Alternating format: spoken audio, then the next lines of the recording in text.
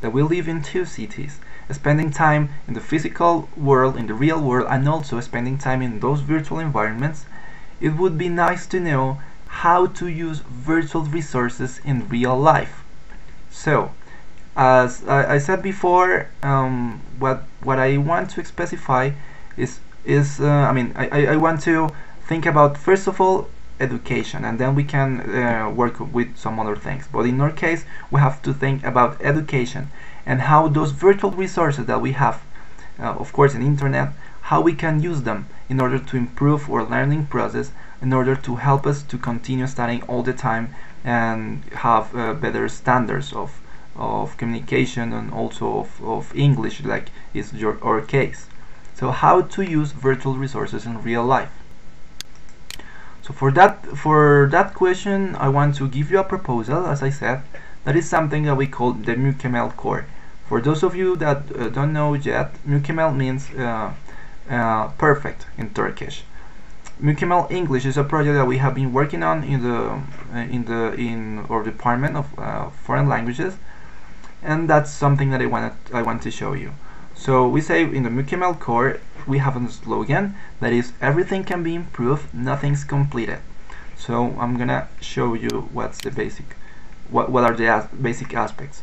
So when we think about resources in general terms, not just the virtual ones, the resources we use for learning a new language, for example, the resources we use for studying. So when we think about those resources, for example, books, CDs, everything you can imagine, we can identify some basic problems. So first of all, we have the problem of the coverage and the reproduction. So think about that, for example, you're a teacher and you have designed a book, and this book is really great, and you want to share it with a lot of people all over the world. You of course will have some problems at the beginning, because you will need a big company to help you in order to share and to give that material to someone in other place. So it is really hard to obtain a good coverage and also to have a good level of reproduction of that material, since it is physical. So if you have a physical book, you would have some problems with that. Think about it. Also that it is expensive. For example, if there is a really good book of English in England, if you want to get that book, you have to pay some money, of course, because it is really hard. It is expensive to send that book from there. So those are things that we have to take into account. Then the second point is something I have called that users' participation in the creation and development. So the users' participation in the creation and development of that material maybe is not really good. So for example, in some cases you could feel that your opinions are not taken into account all the time, that somehow you don't participate in the elaboration and the development of that material. So for example, let's tell me what have you said to all these people, for example, in the United States, when they are working on their books. What have you done for that book? How, if I would like to know if you have participated on the creation of those books. Of course we haven't participated on that exercise. Okay, so it is something that we also have to take into account. There's something else, that is the use restrictions.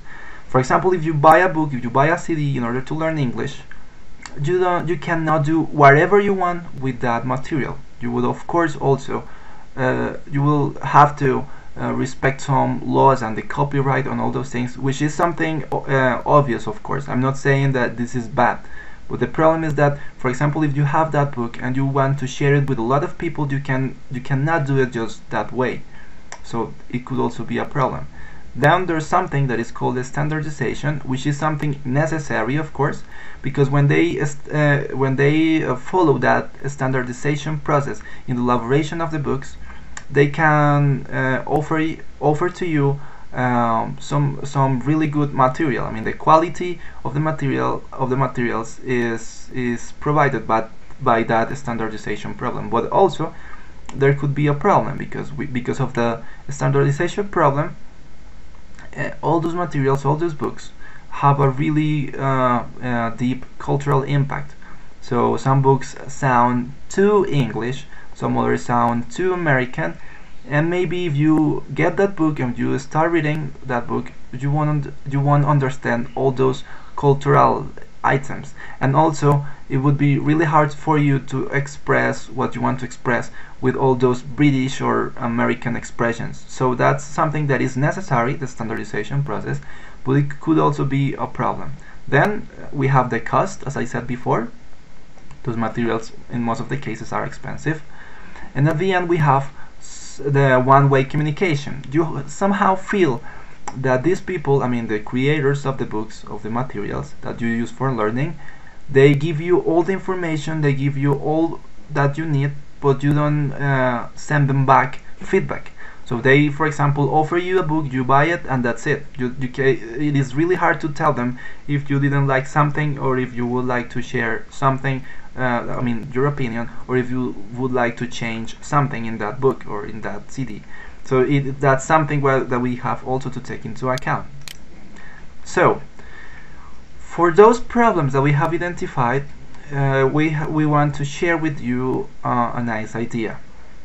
Most of you know about the free software development, of the free software in general terms, that are like programs that are developed in several parts of the world. And even though it is something about sovereign like systems, we also should take some of the basic aspects they have to take into account for developing those programs. And it is really important to understand that most of those concepts that they have can be taken into account also for developing and for making resources for learning. So there is something that is called özgürlük için, that in Turkish means for freedom. We have taken this information from Pardus TÜBİTAK UEK, that is a program that is being developed in Turkey. It is an operative system, so it would be really nice if you can have a look of it. But we have I would like to share some of the aspects that we can find in the development of those programs, like the one I said before, and let's see how we can use them in order to fix the problems I have mentioned before. So first of all, we have to see that there are 4 different freedoms that people should have. And when I say people, I mean everyone. So the freedom 0 is the freedom you have to run the program for any purpose. So in our case that we are discussing, I mean the creation of materials and the usage of them, you should have the freedom to use those materials